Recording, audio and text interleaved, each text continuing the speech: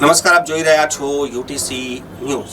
હરની boat કાંડમાં 12 માસૂમ બાળકો અને 2 શિક્ષિકાઓના મોતના મામલે હવે જ્યારે પ્રાંત અધિકારીના ત્યાં આમને વળતર શું આપવામાં આવે તેની સુનાવણી ચાલી રહી છે, તેવામાં શાળા સંચાલકો દ્વારા એ મૃત શિક્ષિકાઓના ડુપ્લિકેટ સિગ્નેચર વાળા ડોક્યુમેન્ટ્સ રજૂ કરી દીધા છે અને તેઓ પકડાઈ પણ ગયા છે।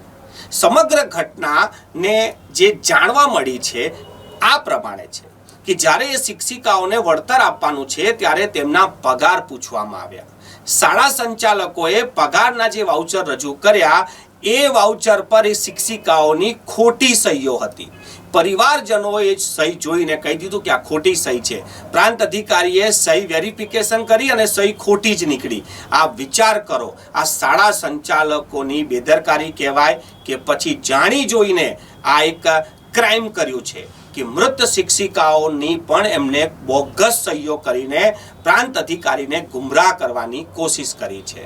હરની બોટ કાંડ પર રોજે રોજ કલેક્ટર ઓફિસમાં સુનાવણી ચાલી રહી છે કે આ મામલે વળતર કેટલું આપવામાં આવે, કોને આપવામાં આવે।